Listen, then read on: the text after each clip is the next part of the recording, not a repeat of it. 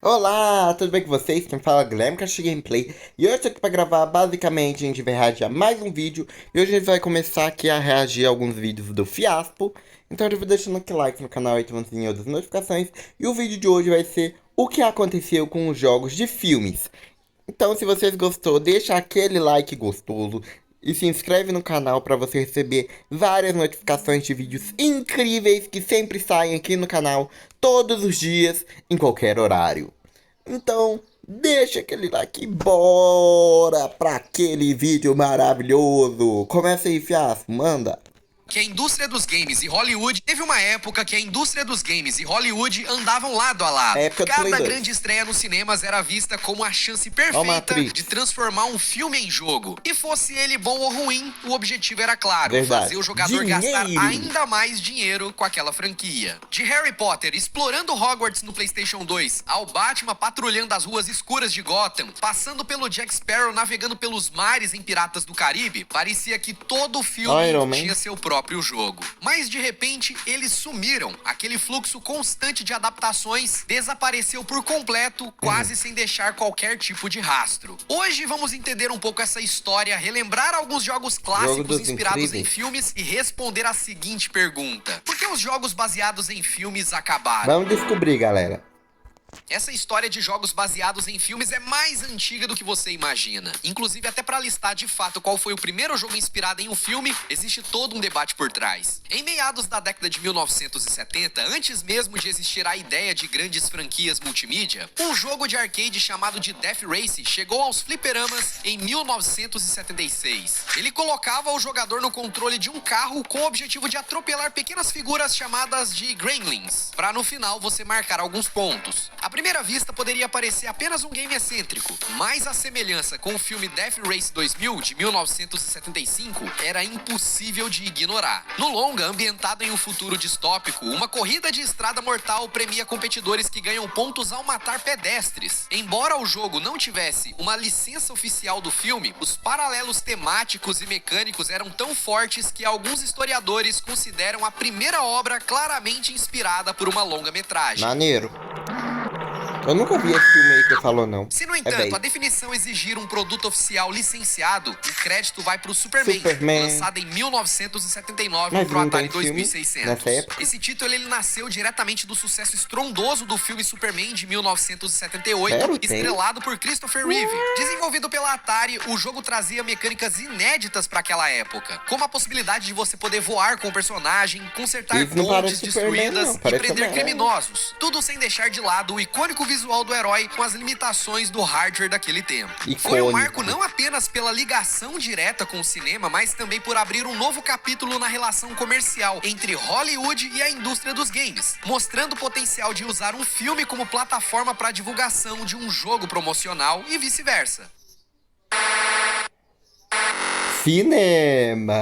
Mas ainda assim há quem diga que o verdadeiro pioneiro nisso foi o Raiders of the Lost Ark, lançado em 1982, também pro Atari 2600. Baseado no filme Indiana Jones e os Caçadores da Arca Perdida, o game é reconhecido pelo Guinness World Records como o primeiro a ter uma licença oficial do filme. E a razão dessa distinção tá no contrato formal de licenciamento entre a Atari e a Lucasfilmes, que estabeleceu um padrão para os futuros acordos desse tipo. Esse jogo, inclusive, foi criado pelo Howard Scott Warshaw, o mesmo que desenvolveu o jogo do ET. E não tem como não falar sobre a história dos jogos baseados em filmes sem mencionar esse caso peculiar. Desenvolvido de maneira apressada, em pouquíssimas semanas, para capitalizar o sucesso estrondoso do filme do Steven Spielberg, o jogo do ET para Atari 2600 se tornou um símbolo do exagero e da pressa da indústria da época. O resultado disso, um jogo limitado, repetitivo, confuso e que não agradou o público. E por conta disso foi um fracasso enorme de vendas. As vendas foram tão baixas que acabou gerando milhões de cópias encalhadas. Cópias essas que, segundo uma antiga lenda urbana que foi confirmada anos depois, foram enterrados em um aterro sanitário no Novo México. O desastre do ET foi tão grande, somado a uma enxurrada de jogos de baixa qualidade e a saturação do mercado, foi um dos principais catalisadores para o infame crash da indústria de videogames americana em 1980. 1983. Chegou num ponto que as pessoas achavam que era o fim dos videogames, pelo menos no ocidente. Ou seja, desde o início, desenvolver jogos inspirados nos filmes era uma estratégia para lucrar rápido, mas já mostrava pra gente os riscos de se priorizar o hype em detrimento da qualidade. E não é à toa que essa fama é mantida até hoje, né, de que a maioria dos jogos baseados em filmes são ruins, porque esse erro se repetiu por várias vezes ao longo dos anos em diversos consoles diferentes. Mesmo após o fracasso de ET e o crash da indústria, os jogos baseados em filmes voltaram com força. O lançamento do Nintendinho em 1985 reergueu o mercado, com controle de qualidade rigoroso e uma nova leva de adaptações. No NES, por exemplo, vimos títulos como o aclamado Batman, inspirado no filme do Tim Burton, de 1989, elogiado por seus controles precisos,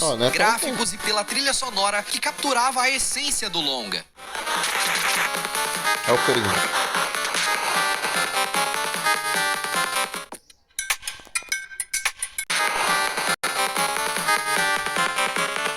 Outros exemplos, como Robocop, desenvolvido pela Data East, também adapta o filme de 1987, com uma pegada mais de run and gun, com fases únicas, exploração interna e o uso de sensores para você encontrar paredes quebráveis. E era interessante porque aqui o personagem não podia pular, né? Deixando a parada um pouco mais travada, até para deixar ele com cara de um jogo de robô mesmo. Já os caça-fantasmas misturava mapa de Nova York, direção e combate em labirintos para você capturar fantasmas. Só que apesar do sucesso no cinema, o jogo recebeu diversas críticas na época. E no final dos anos 80 e início dos anos 90, as Tartarugas Ninja se tornaram uma grande febre por conta dos desenhos animados e dos filmes também. E esse jogo foi um sucesso tão absurdo que vendeu mais de 4 milhões de cópias no mundo todo e é considerado um clássico até hoje. Acho que eu joguei esse jogo da Tartaruga Ninja. Do outro lado do muro, no Master System da Sega, também tivemos diversos exemplos de adaptações de filmes. Como Rambo 3, que oferecia ação com suporte à pistola Light Phaser, levando o jogador a resgatar o Coronel Trautman em cenários variados. Teve também o The Terminator, de 1984, que apresentava um run and gun em que Kyle Reese viajava no tempo para salvar a Sarah Connor. Já em Alien 3, colocava a Ellen Ripley em uma colônia penal enfrentando xenomorfos e resgatando prisioneiros, com fases cheias de ação, radar de movimento e batalhas contra chefes.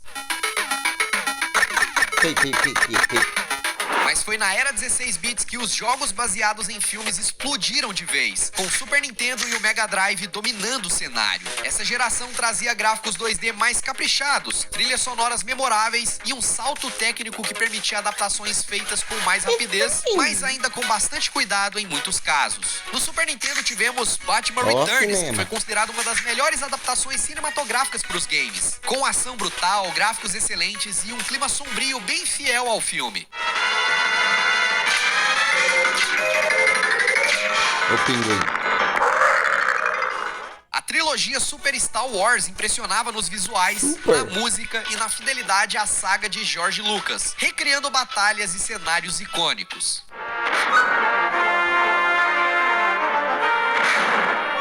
Se lembra de Home Alone, né? Inspirado no Esqueceram de Mim. Era um jogo de aventura que não tinha muito brilho e era considerado bem mediano, mas que com certeza é nostálgico pra muita gente porque era fácil de achar nas locadoras da época. Inclusive eu jogava bastante quando era criança e achava que era um jogo do Riquinho Rico, que era aquele desenho que passava no SBT. Não me pergunte por quê, mas eu jurava que era. Até crescer e perceber que Home Alone era Esqueceram de Mim. Eu era maluco. E a fitinha também não tinha label, tava rasgada e tal, nem me ligava nisso. No Mega Drive também tivemos diversas adaptações, como Demolition Man, inspirado no filme do Sylvester Stallone e Wesley Snipes, que até surpreendeu com algumas mecânicas ali que tava à frente do seu tempo. Teve também True Lies, baseado na longa de James Cameron, que era um shooter isométrico elogiado pela ação intensa e fidelidade ao filme, considerado por muitos como uma joia escondida do console. A família Addams também seguiu ao estilo de plataforma típico da época, com gráficos limpos e fundos detalhados, e sendo divertido para muitas pessoas, mesmo tendo um controle um pouco confuso.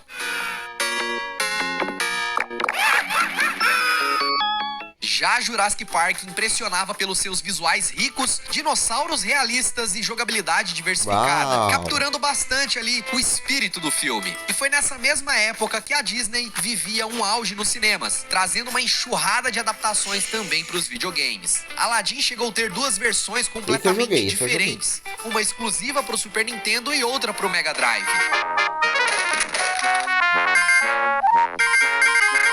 O Rei Leão impressionava pelos gráficos, mas também testava a paciência da galera com a sua dificuldade lendária.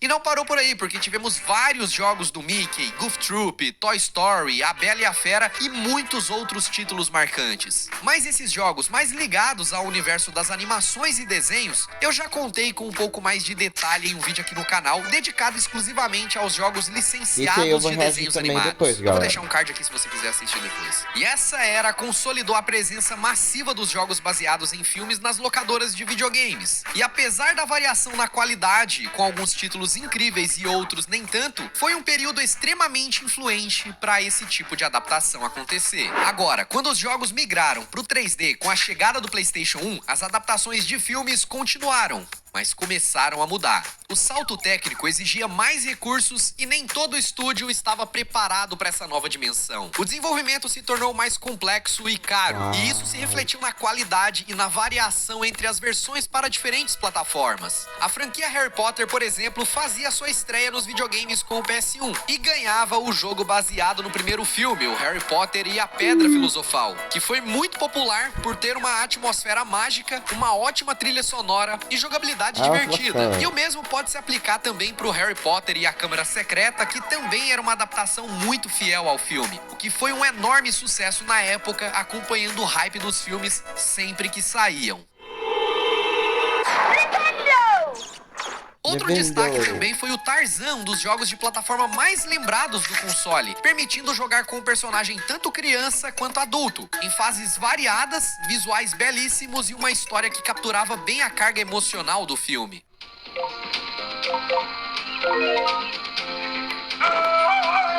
E até os Pequenos Guerreiros também marcava a época, com uma boa jogabilidade e o modo multiplayer viciante, onde você enfrentava seu amigo. E falando em brinquedos que ganhavam vida, eu não posso esquecer do lendário Toy Story 2 de PlayStation 1, onde você vivia na pele do Buzz Lightyear e precisava resolver vários problemas em cada fase, que tinha um tamanho real, como se fosse realmente a casa, né, dos personagens do filme, mas você vivendo na pele de um brinquedo.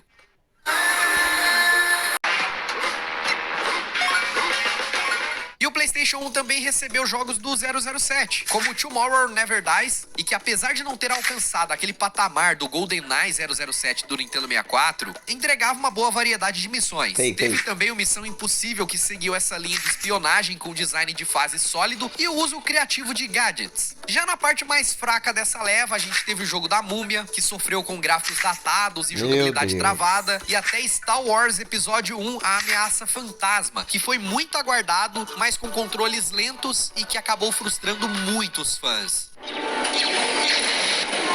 A câmera é de cima, essa fase no PS1 mostrou que, embora o salto pro 3D abrisse novas possibilidades, também expôs as limitações de vários estúdios que não conseguiam acompanhar o ritmo dessa tecnologia, resultando em uma verdadeira montanha-russa de qualidade nas adaptações cinematográficas. Se existe um console que foi a verdadeira casa dos jogos baseados em filmes, esse videogame é o PlayStation 2. Essa geração marcou o auge desse tipo de adaptação, com títulos que iam de obras-primas a projetos claramente apressados para surfar no hype do cinema. Para começar, tivemos jogos como Piratas do Caribe, que era um hack and slash mediano, mas que era divertido até, principalmente para os fãs da franquia da Disney. Só que entre os destaques não dá para não citar o Spider-Man 2, que foi com certeza o divisor de águas para os jogos de super-herói. Com um mundo aberto vibrante e mecânica de teias realista, tornou a exploração urbana fluida e muito empolgante, além de apresentar um sistema de evolução que recompensava bastante o jogador, e conforme você ia evoluindo o seu personagem, tinha uma árvore de habilidade para te dar novos movimentos e ataques.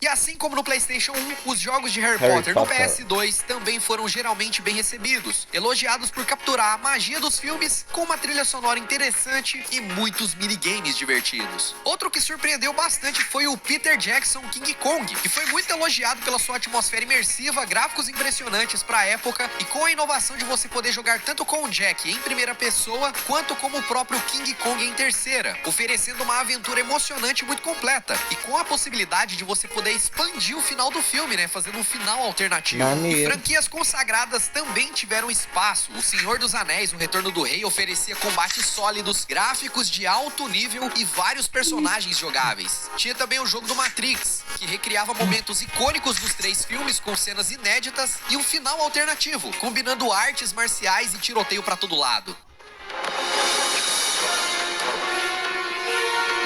Olha que da hora, tem que estar no evento. Já Batman Begins trouxe a furtividade no estilo Splinter Cell, combate simples e ambientação sombria, fiel ao filme do Christopher Nolan. Tivemos também as Crônicas de Nárnia, que combinava exploração, combates leves e resolução de alguns enigmas em um mundo de fantasia muito bem representado, e com opções de multiplayer para sempre jogar com os amigos, o que deixava a experiência melhor ainda. Ele pode até ser considerado um jogo mediano, mas quando você jogava de 2, a experiência mudava completamente. E Aí um outro tornava jogo um que também jogo seguia essa mesma Masterclass. premissa era Eragon, com gráficos meio duvidosos, Eragon. jogabilidade imprecisa, mas ainda ficava divertido quando você chamava alguém pra jogar junto com você.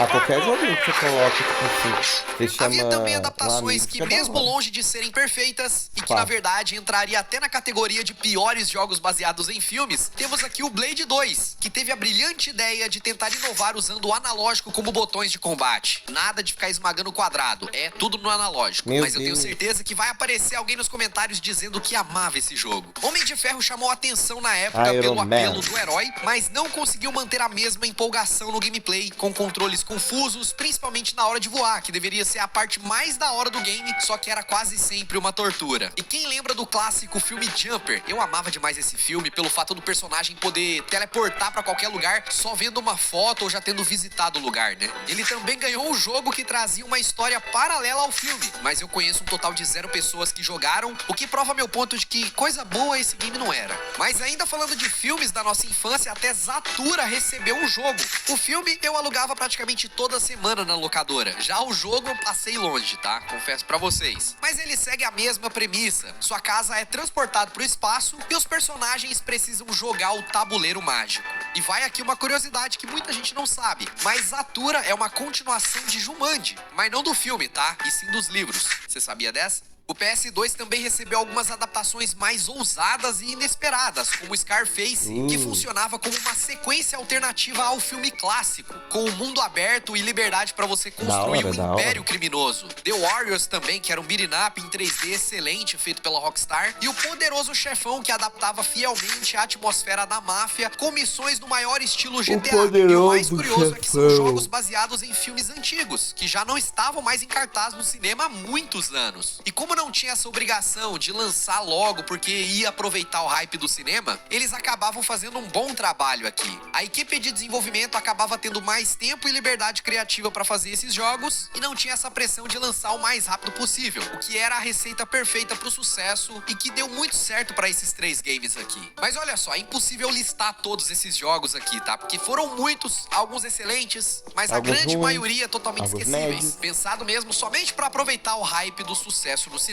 Mas foi na geração do PlayStation 3 e Xbox 360 que o mercado começou a repensar a estratégia dos jogos baseados vamos em fazer filmes. não, galera. A essa altura, o custo de desenvolvimento de um jogo AAA havia disparado e a paciência dos jogadores com títulos de baixa qualidade estava se esgotando. A fórmula de lançar um jogo apressado para coincidir com a estreia do filme já não funcionava mais. E jogos como Thor, Iron Man 2, Transformers e até mesmo o jogo do Lanterna Verde são exemplos claros desse declínio. Eles frequentemente sofriam de poucas inovações, prazos de desenvolvimento Esse jogo curtos do e, Thor aí eu vou consequentemente, caçar pra eu comprar críticas e parece ser negativas da por hora. parte dos jogadores e também pelos jornalistas de Nossa, games. do Iron Sem Man. contar que na grande maioria das vezes os gráficos geralmente eram medíocres, a jogabilidade repetitiva e faltava muito polimento. Naquele momento, lançar um jogo mediano se tornou um Esse aí do risco Lanterna financeiro Verde é muito brincadeira. maior do que nas gerações Ah, é? anteriores. Tem o do As Deadpool produtoras também, né, e que é muito distribuidoras perceberam que era mais vantajoso investir em títulos títulos originais ou em franquias de jogos já estabelecidas, do que apostar em adaptações que na maioria das vezes não entregavam o prometido e manchavam a reputação tanto do filme quanto do estúdio de jogos. Mas como eles poderiam aproveitar o hype de um filme sem ter que lançar um jogo?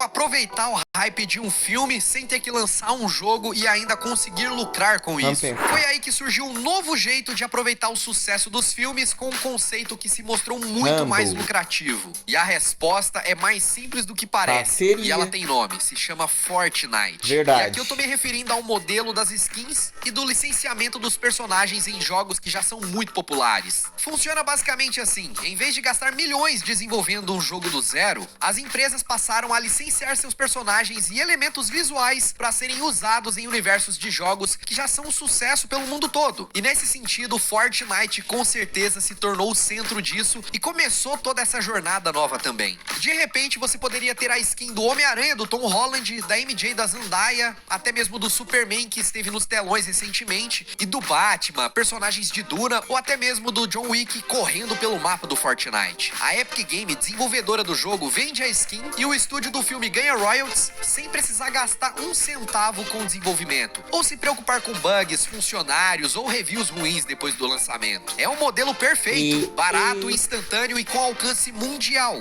Não há risco de um jogo ser um fracasso de vendas ou de crítica, porque o investimento aqui é mínimo e o retorno é garantido pelo engajamento de milhões de jogadores. E esse fenômeno de você trazer personagens de filmes, séries e desenhos para o mundo dos games foi tão grande com Fortnite que hoje é replicado em vários outros jogos. Recentemente a gente teve a colaboração aí de Naruto com Free Fire, Shingeki no Kyojin também e vários outros. Virou uma febre e é muito mais fácil realmente de ser feito e com o risco mínimo é algo que vai se manter por muito tempo ativo. E essa mudança de paradigma transformou a forma como as propriedades intelectuais de filmes interagem com o mundo dos games. Em vez de você ter uma experiência completa e muitas vezes decepcionante, os fãs recebem um pedacinho do seu universo favorito dentro de um jogo que eles já amam e jogam regularmente. Continua sendo uma monetização de hype, que é muito mais eficiente e menos arriscada, né? E que se alinha com a forma como o consumo de mídia e jogos evoluíram com o tempo.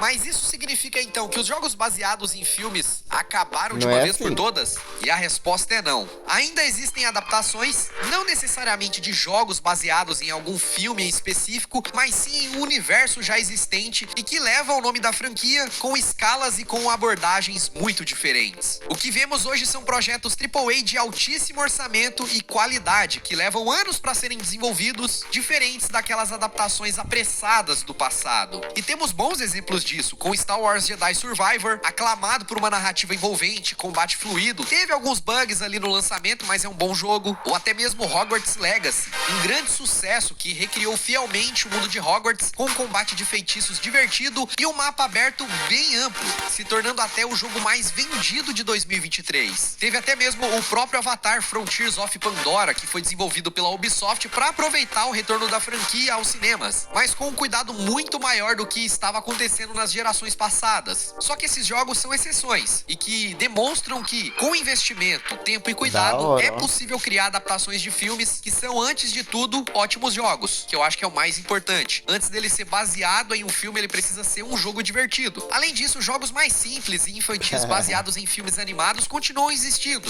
mas agora em nichos específicos, muitas vezes com jogos para celular ou títulos menores que não exigem o mesmo investimento e não carregam a mesma expectativa de um grande lançamento. A verdade é que aquele modelo antigo que estimulava o desenvolvimento desse tipo de jogo simplesmente não funciona mais. Os jogos baseados em filmes, como conhecíamos, sumiram porque a indústria mudou. O comportamento dos jogadores também mudaram e o custo de desenvolvimento ficou mais caro. E o hype agora é monetizado de uma outra forma mais eficiente e menos arriscada. Sem contar que o sucesso dos filmes hoje perduram por muito menos tempo. Antes era comum o filme ficar 1, 2, 3 meses em cartaz. Ou seja, mesmo com alguns títulos baseados em filmes saindo de vez em quando, aquela fase onde basicamente todos os filmes ganhavam seus jogos dificilmente vai voltar um dia. Mas e pra você, quais jogos baseados em filmes marcaram na sua infância? Comenta aqui embaixo que eu vou...